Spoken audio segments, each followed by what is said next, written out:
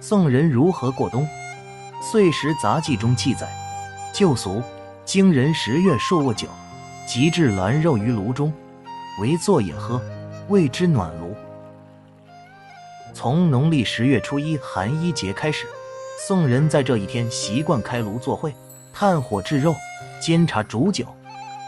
制羊肉和制骨头是北宋时期的宫廷御膳，按照传统习俗，羊骨头须先用盐、孜然、茴香等佐料腌制半日，再用炭火炙烤，嫩香多汁，温而不燥。悬制猪皮肉则是广受喜爱的民间烤食。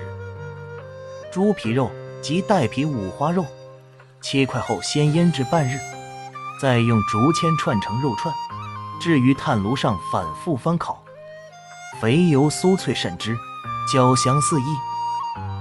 宋代汴京的周桥夜市，各种烤食享誉盛名，除了烤羊肉和烤猪肉，鸡鸭鱼兔各色荤素皆可炭烤。